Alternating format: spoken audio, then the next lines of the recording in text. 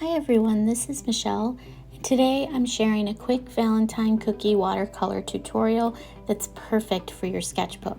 Feel free to paint along with me and build up some of your skills. I'll go over the steps and the process I followed to paint this cute little illustration. I started my illustration with a basic sketch. All you need to do is be able to draw circles and hearts. Once I have a rough sketch, I mixed up a very watery pale yellow to serve as the lightest part of my cookie. One way to add realism to your painting is to have a variety in the tones of your paints. I'll also note that I don't solidly apply the paint here with my brush. I'm actually tapping my paintbrush around to create sort of an uneven appearance. And I start with my lightest color because I want to go from light to dark with watercolor paintings, and this allows me to build up the color as I go so I can continue to add darker and more thick consistency to the cookies, and that ultimately is going to give me that sort of like crumbly cookie appearance.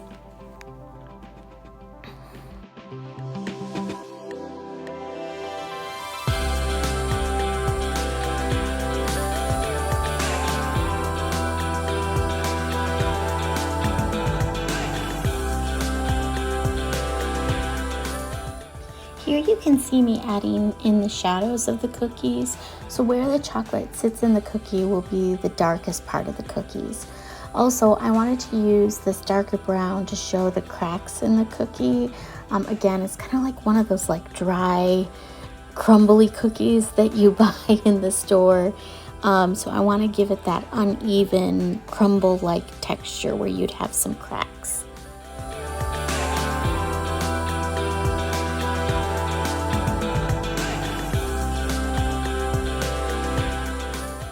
So I'm painting the chocolate hearts that sit in the cookie by starting with a really watery mix of brown. And I'm also going to leave some white space where I'm imagining the highlight would be, where the light is hitting and reflecting off of the cookie. And you'll see me play around with those highlighted areas on all three of the cookies throughout this tutorial. At various points I'll fill it in. I'll always make sure it's lighter, so as I build up the darker color of the chocolate candy, I'm going to darken up the highlight a little bit, but just really sticking with a light brown. And this allows me to sort of decide what the right ratio between light and dark is. So I just kind of take my time and build up the colors as I go.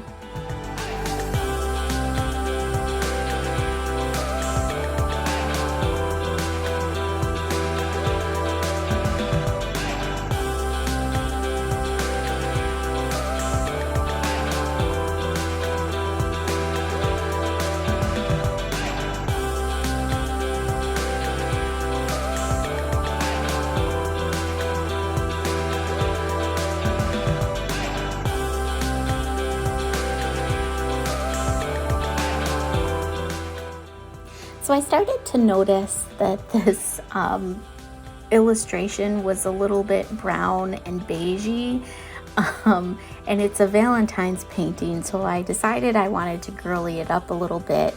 So I put a plate underneath my cookies, and I just start by putting down a solid layer of pink.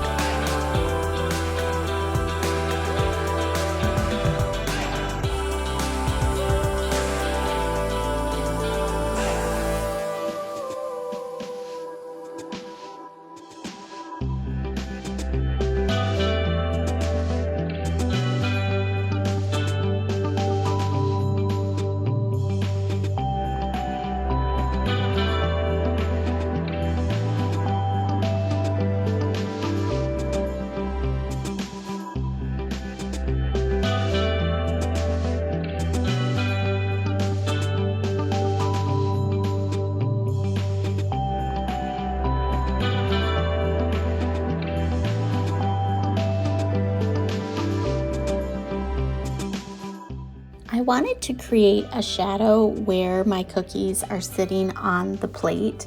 So to achieve this shadow, I actually added a bit of green into my pink, which I used for the plate. Green sits opposite pink on the color wheel, and so using a contrasting color in that way is a great way to create a shadow color. So you don't need a ton of green to add that shadow in. A little goes a long way. But it's just a really great way to keep the tone correct as you're trying to show that the cookies are casting a shadow on this pink plate. Even as I was working on the plate, I also kept my eye on the cookies themselves, at various points adding in more variety with my color to create more texture to the cookies. And then I went in with the darkest and the thickest brown to really draw out the chocolate candy hearts in the center of the cookie.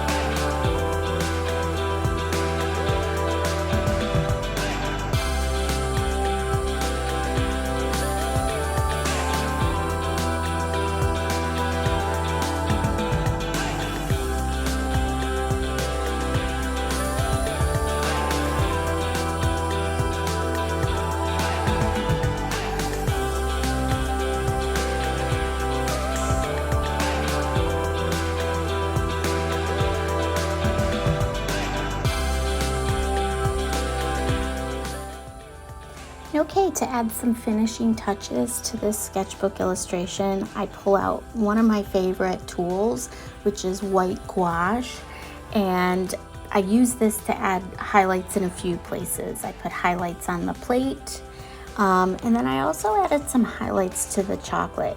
Now, I didn't want to have like a solid white line on the chocolate.